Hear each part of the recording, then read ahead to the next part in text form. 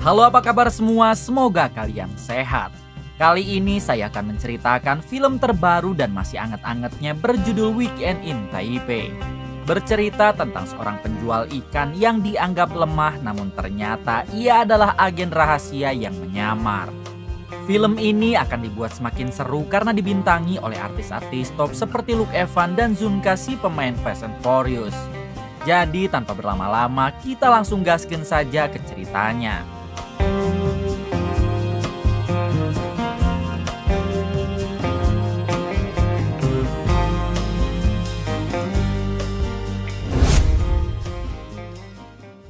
Di awal film kita akan dibawa ke Taiwan, tepatnya di kota Taipei.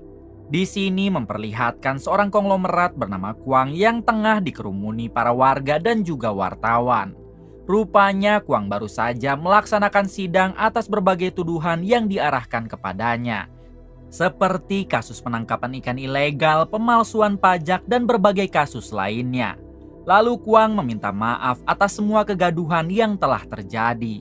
Namun Kwang mengatakan jika dirinya sama sekali tidak bersalah dan akan membuktikan kalau semua tuduhan yang diarahkan kepadanya tidaklah benar.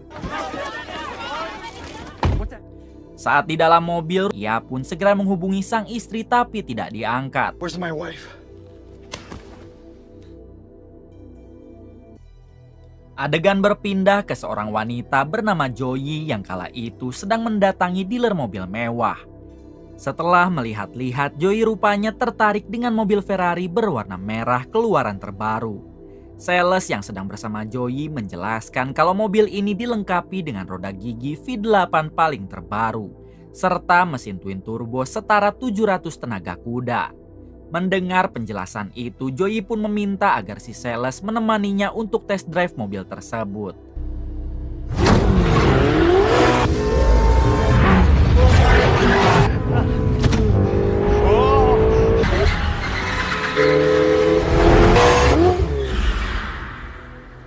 Setibanya di showroom, Joey tanpa basa-basi membeli mobil tersebut dan segera membawanya untuk pulang.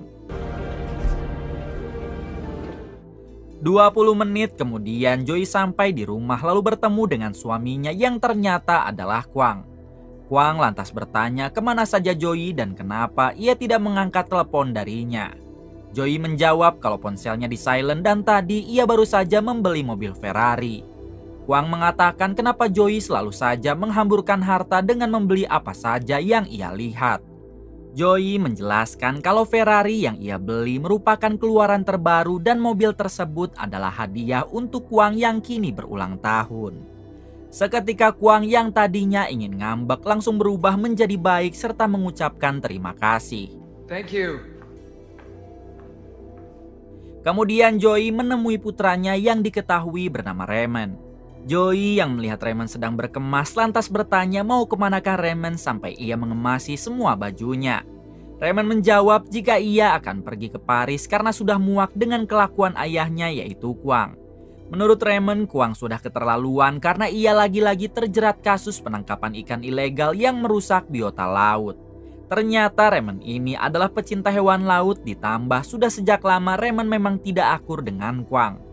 Joey mencoba menenangkan Raymond dengan menjelaskan kalau Raymond lebih baik fokus saja dengan sekolahnya dan tidak usah ikut campur dengan urusan Kwang. Terungkap fakta kalau Raymond adalah anak tiri Kwang, tapi Raymond sendiri sudah mengetahui tentang hal tersebut.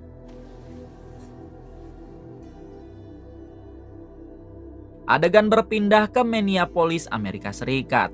Lalu memperlihatkan seorang pria bernama John yang tengah duduk sambil membawa satu gelas berisi ikan. John awalnya akan ditangkap oleh para polisi karena sudah membrutal.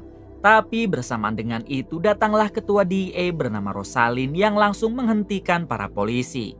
Rosalind menjelaskan kalau John merupakan agen DEA yang tengah bertugas selama 1 tahun untuk mengawasi hotel ini bersama satu rekannya. Lalu Rosalind bertanya di mana rekan John yang bernama Santiago, tapi tiba-tiba Santiago? pada akhirnya John menceritakan tentang kejadian sewaktu siang. Kala itu John dan Santiago menyamar sebagai koki di hotel tersebut. Dan hal itu sudah dilakukan selama 1 tahun. Diberitahu tugas mereka adalah mengawasi peredaran barang haram yang sering dilakukan oleh para mafia Cina di hotel ini. Namun selang beberapa saat Santiago yang ceroboh malah menjatuhkan rencananya hingga membuat penyamaran Santiago ketahuan. John dengan terpaksa harus melindungi Santiago sampai terjadilah baku hantam. It's not even real.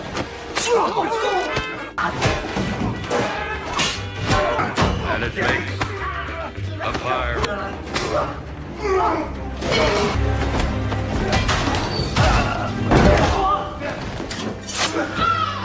Di suatu kesempatan John mampu menangkap 1 orang mafia yang bersedia memberitahu tentang siapakah bos mereka sebenarnya.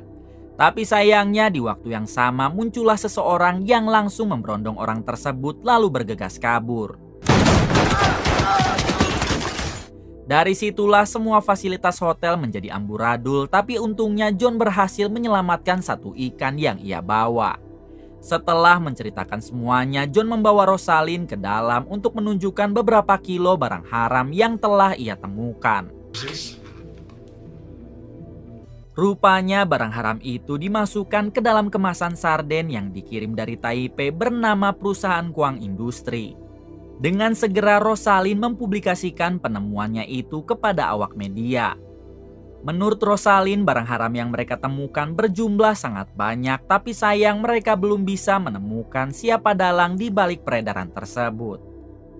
Walaupun kemasan sarden itu bernamakan Kuang Industri, tapi DEA tidak bisa langsung menuduh Kuang sebagai dalangnya. Di sisi lain, Kuang yang sudah mengetahui kalau barang haramnya telah disita oleh pemerintah Amerika tentu langsung mengamuk. Keesokan harinya ketika John sedang berada di kantor DEA, ia tak sengaja mendapat sebuah email nyasar. Dengan segera John membalas email tersebut dan mereka sempat chattingan. Kemudian John menghampiri Rosalind dan bercerita tentang email yang baru saja ia terima. Rupanya dalam email tersebut ada seseorang yang ingin memberikan bukti kalau Kuang sudah melakukan penangkapan ikan secara ilegal serta merusakkan biota laut. Oleh karena itu John ingin bertemu dengan si pengirim email yang diketahui berada di kota Taipei. Namun sayangnya Rosalind menganggap si pengirim email hanyalah sedang iseng biasa. Ditambah John juga kini sedang diskor akibat ulahnya memporak-porandakan hotel di waktu kemarin. Rosalind menyuruh John agar sebaiknya John pergi liburan saja dan tidak usah dulu ikut campur tentang pekerjaan DEA. John, I'm sending you on vacation. It's what happened. All right. Di hari selanjutnya, John rupanya akan menuruti saran dari Rosalind untuk pergi liburan. Tapi saat petugas memeriksa paspor John, ternyata John memakai paspor palsu yang artinya ia tetap akan nekat pergi ke Taipei untuk menemui si pengirim email. Sesampainya di Taipei, John langsung disambut oleh 2 orang rekannya yang juga merupakan agen DEA. Prepare for the worst. Yeah. Tentu saja John melakukan semua ini tanpa sepengetahuan Rosalind si ketua DEA. Setelah itu John dan kedua rekannya mendatangi sebuah hotel karena di hotel inilah John dan si pengirim email akan bertemu besok. Di sisi lain terlihat Raymond yang tengah masuk ke ruangan kerja milik Kuang. Namun di sini Raymond sempat teralihkan dengan miniatur badak yang ada di meja ayah tirinya. Bersamaan dengan itu Raymond dibuat kaget dengan kemunculan Kuang. Kuang bertanya kenapa Raymond masuk ke ruangan kerjanya dan Kuang menjawab jika ia hanya sedang mencari serutan pensil. Why do you hate me so much? Keesokan harinya Kuang menghampiri Joey dan menyuruhnya untuk ikut ke sebuah ruangan. Ternyata di dalam ruangan Raymond sedang dihajar habis-habisan karena ia telah ketahuan mencuri buku pribadi milik Kuang. Kuang mengetahui hal tersebut dari rekaman brankas tempat buku itu disimpan. Lalu Kuang mengatakan jika Raymond tidak mau mengembalikan bukunya, maka Kuang tidak akan segan-segan menghabisi Raymond. Diketahui kalau buku tersebut berisi tentang semua pembukuan Kuang dalam mengeksploitasi ikan di laut termasuk bukti peredaran barang haram ke Amerika. Pada akhirnya Joey akan mencoba membujuk Raymond supaya Raymond mau berbicara. Namun di sini Raymond mengatakan jika bukunya sudah ia paketkan kepada seseorang sewaktu pagi. Joey yang tidak mau anaknya diapa-apakan, dengan segera ia mendekat ke arah Kwang dan menyuruh Kwang untuk menghajarnya saja. Melihat Kwang yang sedikit luluh oleh Joey, salah satu anak buahnya malah nyengir hingga tanpa ragu Kwang melampiaskan kekesalannya kepada orang tersebut.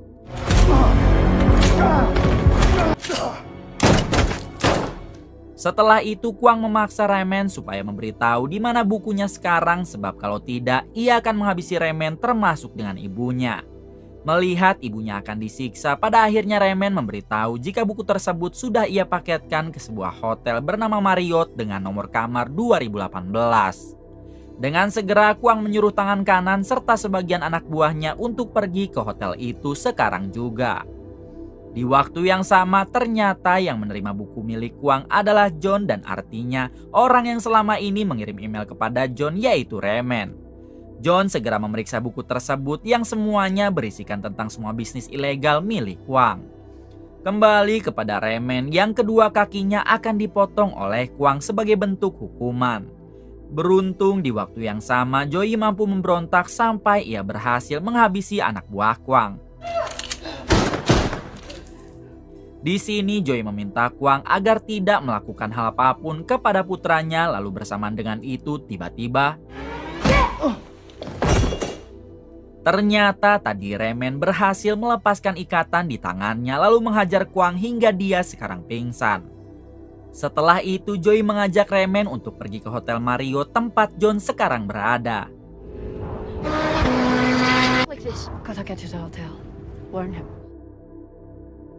Di sisi lain, tangan kanan Kwang dan anak buahnya sudah sampai Hotel Marriott lalu menuju ke kamar yang dimaksud.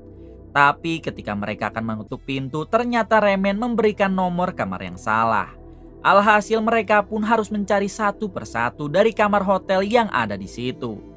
Singkatnya, Joey dan Raymond juga sudah sampai di Hotel Marriott. Lalu dengan cepat mendatangi kamar John. Ketika John membuka pintu, ternyata ia dan Joey sudah saling kenal dan sempat membahas tentang kejadian 15 tahun yang lalu. Namun di waktu yang sama mereka malah kepergok oleh tangan kanan Kwang hingga inilah yang terjadi.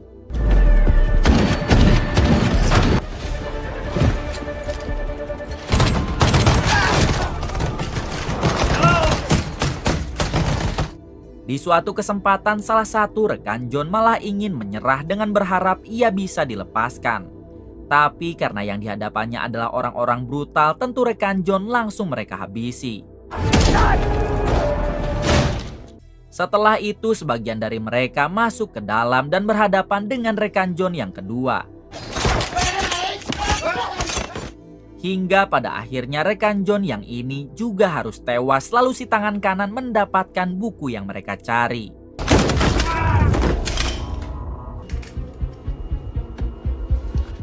Bersamaan dengan itu John yang bertekad ingin menyelamatkan Raymond dan ibunya, ia pun melempar asap serta satu granat.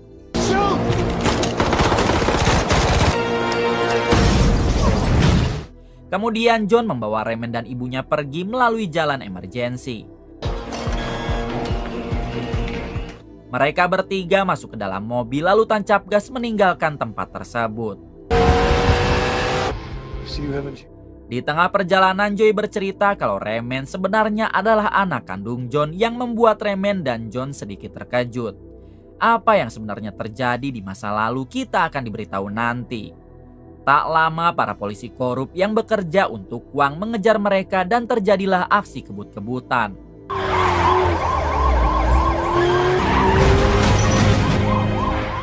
Sampai di suatu ketika Joey yang sudah kabur cukup jauh dengan enteng memberikan mobil Ferrarinya ke tukang paket COD. Hingga saat para polisi berhasil menghentikan mobil tersebut, ternyata yang menyupir adalah si tukang paket COD. Sementara itu di sisi lain John, Joey, dan Raymond sudah menaiki kereta untuk pergi keluar kota.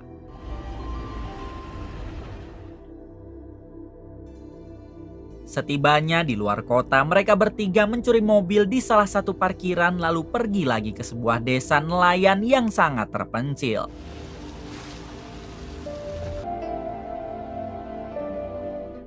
Adegan berpindah kepada Kwang yang kala itu dihampiri oleh tangan kanannya.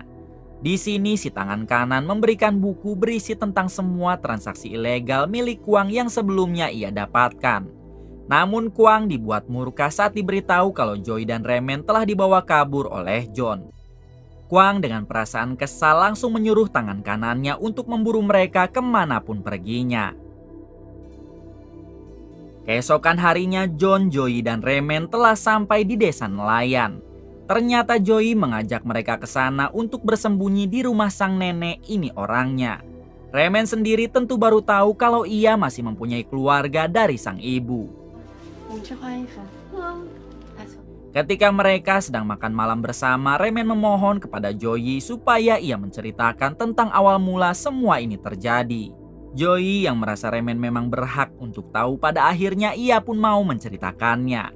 Sewaktu gadis, Joey tinggal bersama si nenek di kampung nelayan karena orang tua Joey sudah lama meninggal. Warga kampung semuanya bekerja sebagai nelayan, sedangkan Joey lebih memilih menjadi seorang mekanik mobil. Suatu hari warga kampung tak sengaja menemukan beberapa kilo barang haram yang tersangkut di jaring ikan mereka. Si nenek tentu sudah tahu kalau barang haram tersebut pasti milik kelompok gangster. Si nenek yang pintar, ia pun melarang warga untuk memberikan barang haram tersebut kepada polisi ataupun menyerahkannya lagi ke kelompok gangster. Sebab apabila hal itu dilakukan, maka kelompok gangster pasti akan tetap membantai mereka. Sampai di suatu ketika kelompok gangster tiba-tiba datang ke desa nelayan sebab ada salah satu warga yang sudah melapor kepada mereka. Si nenek yang takut Joey akan menjadi korban, dengan cepat ia pun menyuruh Joey kabur menggunakan mobil. Just take back their merchandise. Beberapa anggota gangster tentu langsung mengejar hingga terjadilah aksi kejar-kejaran.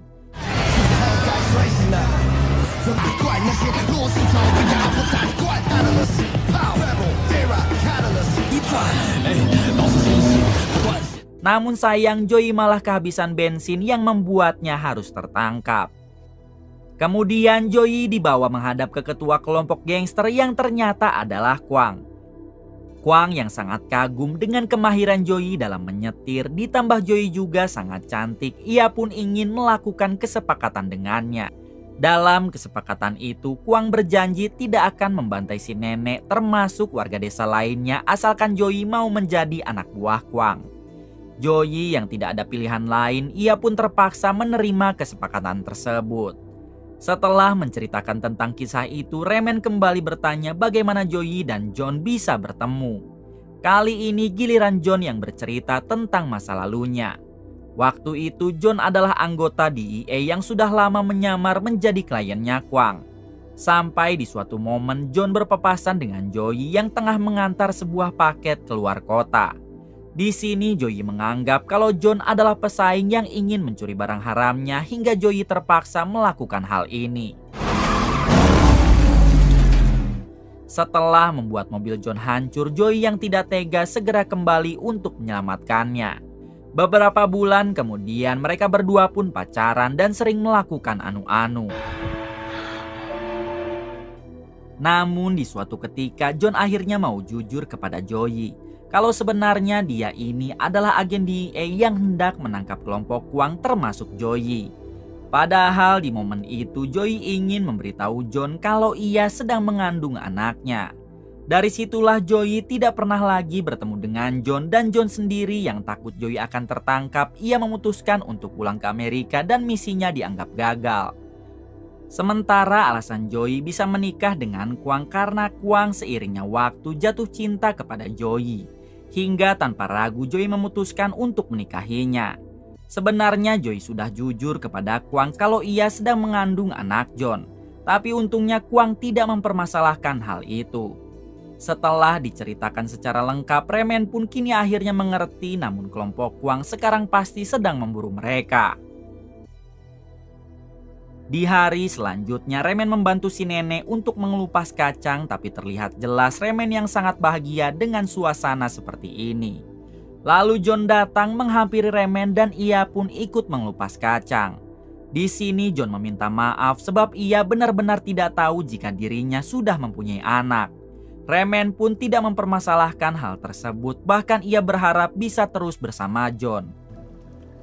Just wanted Kwang to stop killing. Like cooking? Not really. Kemudian John menghampiri Joey yang tengah mengutak-atik sebuah mobil. John mengatakan jika dirinya masih sangat mencintai Joey dan apakah Joey juga memiliki perasaan yang sama. Joey menjawab kalau ia tidak pernah bisa melupakan John, tapi ia takut John akan kembali meninggalkannya. John berjanji kalau ia pasti akan terus bersama Joey dan Raymond, bahkan John rela mati demi melakukan hal itu. Adegan berpindah kepada Kwang yang sedang berada di rumah. Tak lama ia dihubungi oleh ketua polisi pusat yang ingin bertemu dengan Kwang membahas tentang keributan di Hotel Marriott. Singkatnya, Kwang datang menemui ketua polisi pusat untuk membahas kejadian di Hotel Marriott yang menewaskan 6 orang anak buah Kwang. Di sini Kwang beralasan jika dirinya tidak tahu menau perihal tersebut. Sebab di hari kemarin para anak buahnya kebetulan sedang mengambil cuti. Awalnya si ketua polisi itu terus mencecar Kwang, tapi beruntung ia dibela habis-habisan oleh Perdana Menteri yang memang menjadi anteknya. Kwang dengan kecerdikannya ia dapat membalikan keadaan dan mendesak si ketua polisi supaya bisa segera menangkap John yang telah menculik anak dan istri Kwang. John Lawler conceived a child with my wife. Ketika Kwang akan kembali ke rumah, tiba-tiba ia teringat kalau Joey dan Raymond pasti bersembunyi di rumah si nenek yang ada di desa nelayan. Dari itu, Kwang meminta si tangan kanan agar mengirim anak buahnya untuk mengecek ke sana. Di sisi lain, John, Joey, dan Raymond tengah membahas tentang bagaimana mereka bisa menghentikan Kwang, mengingat Kwang pasti akan terus memburu mereka dimanapun dan kapanpun. Lalu Joey bercerita jika Kwang selain mencatat transaksi ilegalnya di sebuah buku, ia juga mempunyai flash disk yang berisi semua bukti kejahatannya secara lengkap. Flash disk itu disimpan di cula miniatur badak yang membuat Raymond teringat kalau miniatur tersebut ada di ruangan kerja Kwang. Di sini Raymond meminta agar dirinya saja yang menyusup ke sana untuk mendapat flash disk itu, tapi tentu John dan Joey melarang. Hey. Keesokan harinya memperlihatkan 2 orang anak buah Kwang yang sudah tiba di desa nelayan. Namun ketika pria berkepala pelontos ini sedang memantau, tiba-tiba satu anak buah Kwang yang tersisa sempat melihat Joey hingga ia pun segera ingin memberi kabar kepada Kwang. Tapi saat ia akan menelpon Kwang, John sudah ada di sampingnya sambil menodongkan pistol. Pada akhirnya anak buah Kwang yang takut akan dihabisi, ia pun terpaksa berbohong kalau Joey tidak ada di desa nelayan. Setelah itu John masuk ke dalam rumah dan mengajak Joey segera pergi karena persembunyian mereka kini sudah tidak aman. Namun saat mereka akan mencari Raymond, salah satu warga mengabarkan kalau Raymond telah meminjam motornya dari sewaktu pagi. Joy dan Joey tentu langsung sadar kalau Raymond pasti sedang nekat mengambil flash disk di rumah Kwang. Saat itu juga John dan Joey bergegas pergi dengan menggunakan mobil anak buah Kwang tadi untuk menjemput Raymond.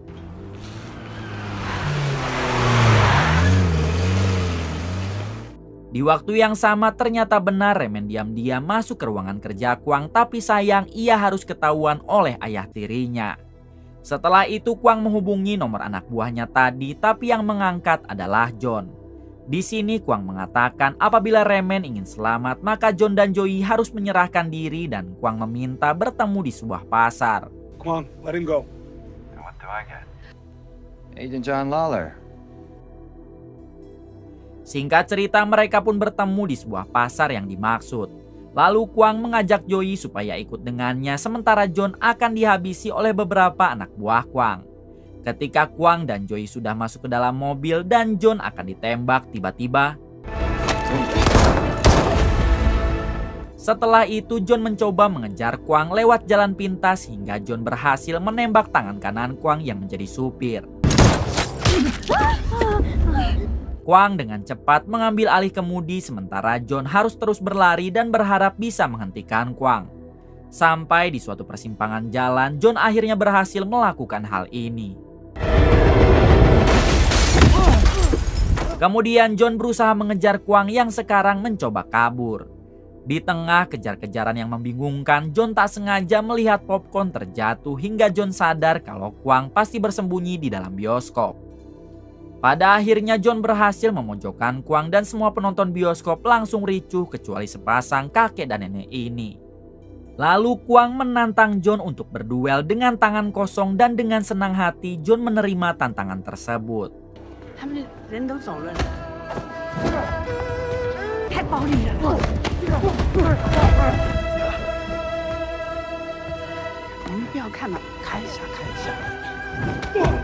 Perduelan itu berlangsung cukup lama, namun pada akhirnya John memenangkan perduelan tersebut.